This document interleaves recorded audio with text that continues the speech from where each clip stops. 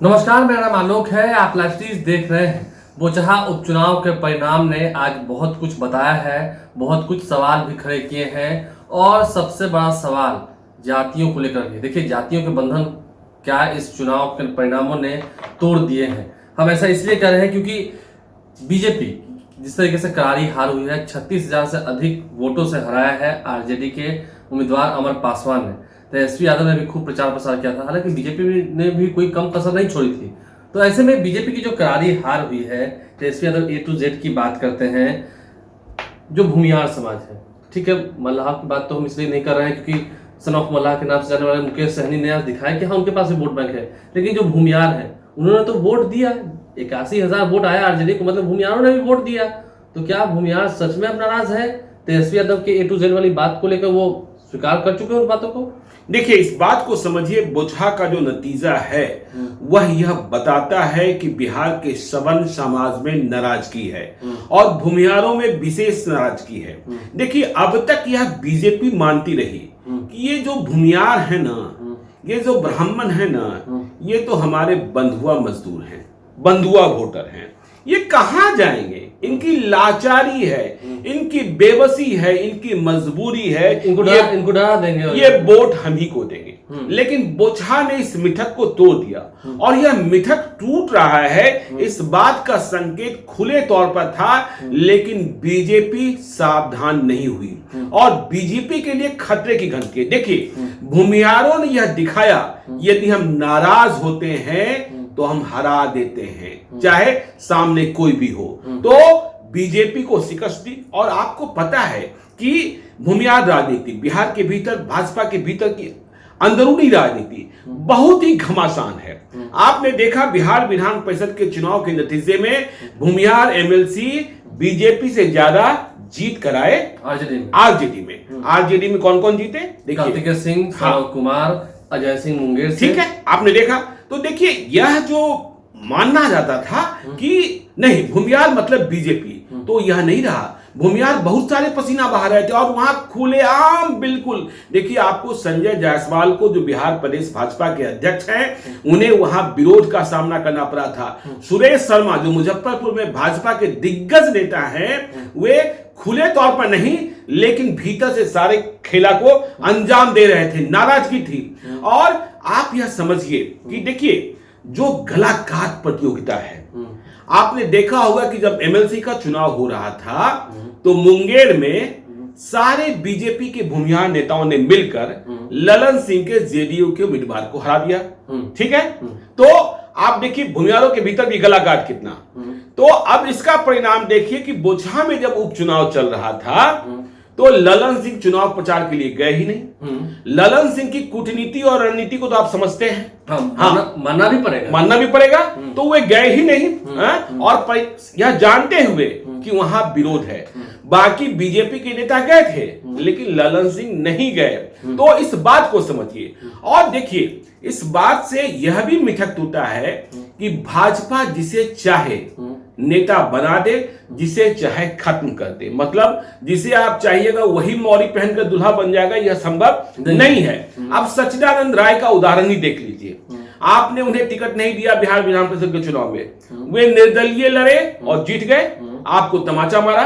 और अब तो भी ऐलान कर दिया कि महाराजगंज में भी वे जनार्दन सिंह सिग्रीवाल के खिलाफ चुनाव लड़ेंगे 2024 में। और देखिए, इस बात को समझिए, 2019 में सच्चिदानंद राय की क्या अहमियत थी? उन्हें चार्टर्ड प्लेन से ले जाया गया था बीजेपी के नेताओं के द्वारा, सीपी ठाकुर को और उधर ब्राह्मणों के लिए सतीश चंद्र दुबे को।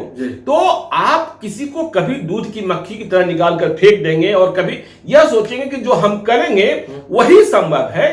यह तो आज भूमियारों ने साबित किया और इसका इंपैक्ट करारी हार हुई है। और इसका इंपैक्ट सिर्फ बोचहा का चुनाव नहीं, आगे भी आने वाले चुनाव में आपको दिखेंगे।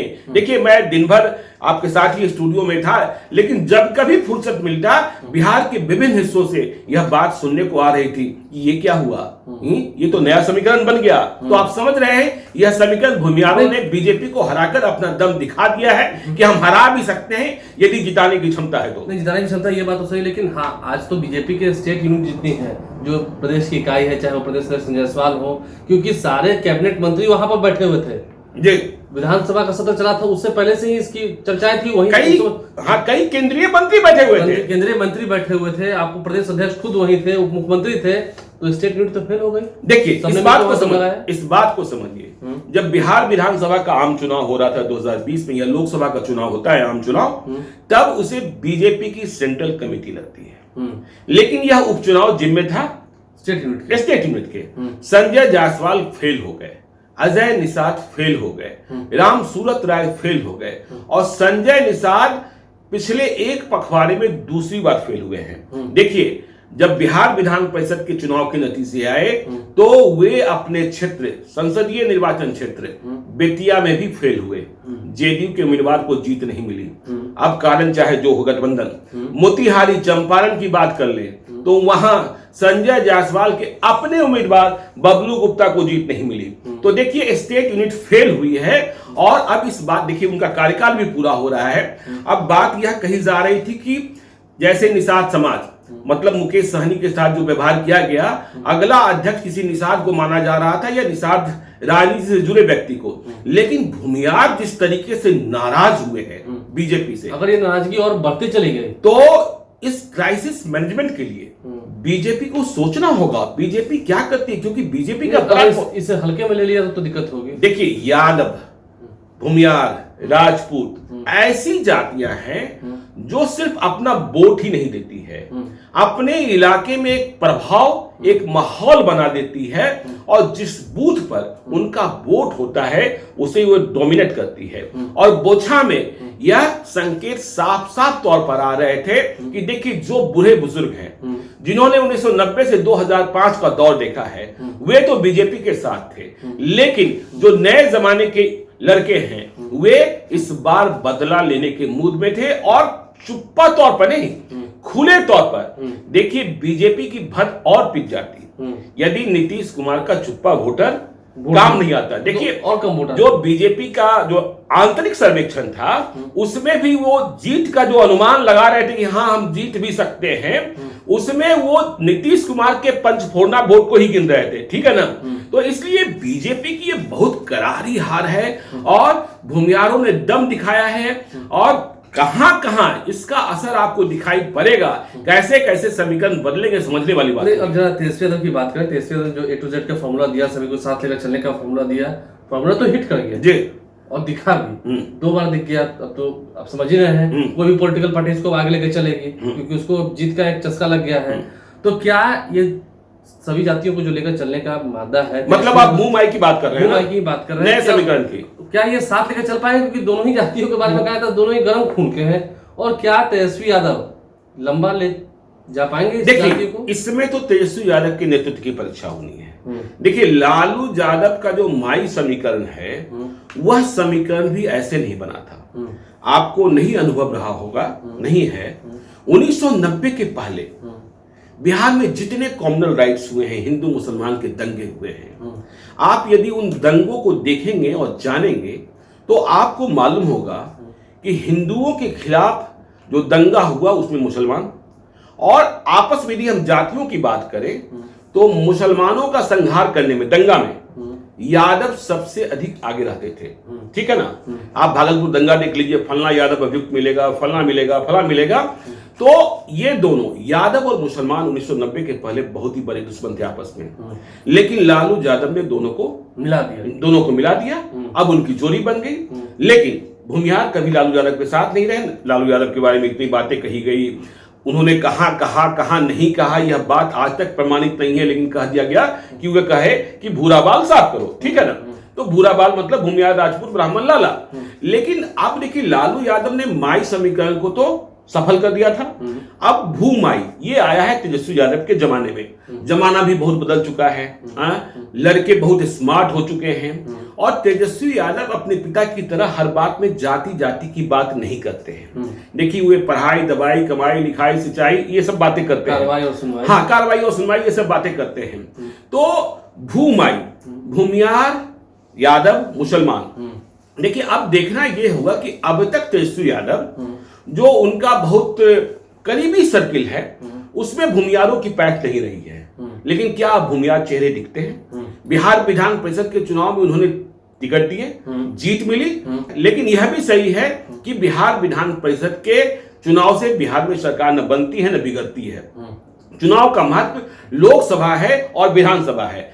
देखना यह होगा कि जो भी अगला चुनाव होगा 2024 का लोकसभा चुनाव या आगे 2025 का विधानसभा चुनाव, उस समय सबन जाति, देखिए राजपूत को टिकट देते रहे हैं लेकिन वे भूमियार और ब्राह्मण से थोड़ा सा परहेज करते रहे हैं। और देखिए उनकी पार्टी के भीतर ही ऐसे कई लोग रहे हैं। 2020 के वक्त का भी मुझे पता है कि राज्यसभा के सांसद आरजेडी के ही एडी सिंह कह रहे थे कि देखिए यदि आप एक आनुपातिक टिकट दे दें भूमियार और ब्राह्मण को तो आपको मुख्यमंत्री बनने से, मतलब तेजस्वी यादव को मुख्यमंत्री बनने से नहीं रोका जा सकता है। और बाद में इस बात को महसूस भी किया गया और अब तो तेजस्वी यादव साफ तौर पर महसूस कर रहे हैं कि यदि भूमियार और यादव, जैसा मैंने कहा कि जब ये साथ होते हैं तो सबसे प्रभावशाली हो जाते हैं। तो बीजेपी के लिए खतरे की घंटी है, तेजस्वी यादव के लिए अगली परीक्षा है कि वे इस कठिन पथ पर, जैसा आपने कहा कि दोनों गर्म मिजाज वाले हैं, तो दोनों गर्म मिजाज वाले हैं तो दोनों की दोस्ती को वो कैसे बहाल करते हैं। लालू यादव ने मुसलमानों यादव की दोस्ती बहाल करा दी थी, तो इस बात को समझने की बात है। देखिए अब जहां तक बात तेजस्वी यादव की हो गई, अंतिम सवाल चलते रहते हैं। अमित शाह एक कैसे चाणक्य बिहार आने वाले हैं, बीजेपी के नेता तैयारी कर रहे हैं जगदीशपुर में, क्या मुंह लेकर स्वागत करेंगे, क्या तैयारियां रहेंगी, देखिए बहाना क्या मारेंगे? देखिए अमित शाह सिर्फ चाणक्य ही नहीं है, बहुत ही टफ टास्क मास्टर है और उन्हें जिस तरीके से बुझा समझाया गया होगा, उन्होंने एक समय तो भरोसा कर लिया क्योंकि ये उपचुनाव था। लेकिन वो पूछेंगे कि जो हमारा बेस वोट है जिसमें बिहार की सबन जातियां, वो कैसे हमसे भाग गई। वो पूछेंगे कि आप जो मुकेश सहनी को खेत की मूली समझ रहे थे, तो जब वे खेत की मूली थे तो फिर 30,000 के करीब उन्हें मत कैसे आ गया। और बीजेपी, देखिए अमित शाह हारने के लिए नहीं जाने जाते हैं। कुछ ही प्रदेश हैं, ममता बनर्जी, अरविंद केजरीवाल, जो अपने प्रदेश के चुनाव की बात कर रहे हैं, हाँ वे शिकस्त दे देते हैं। तो अमित शाह, और यह देखना होगा, देखिए अब ये जो बात चल रही है कि बिहार में गठबंधन के भीतर भी बहुत लोचा है, खैर उसकी बात हम अलग वीडियो में करेंगे। लेकिन बोचहा का उपचुनाव जो है कई संकेत दे गया है और बीजेपी को सावधान होने की जरूरत है। तेजस्वी को यदि मुख्यमंत्री बनना है तो नए समीकरण को साधने की जरूरत है, यह बात समझ लीजिए। देखिए तमाम बातों पर चर्चा हमने खुल के की है। देखना यह है कि आने वाले समय में कठिनाइयां दोनों ही ओर से है। बीजेपी अपने खिसकते हुए आधार वोट को कैसे संभाल पाएगी, अगर नहीं संभाल पाए तो दिक्कत होनी है। और तेजस्वी यादव जो शक्तियां नई उन्हें मिली हैं, जो नई ऊर्जा मिली है, जो नए समाज के लोग मिले हैं, उन्हें कैसे बांध के रखते हैं, ये उनके लिए एक चैलेंज रहेगा। हमारे चैनल को सब्सक्राइब कर लें, साथ साथ फेसबुक पेज लाइक करें। इसके अलावा ट्विटर हैंडल पर लाइव से फॉलो करें। धन्यवाद।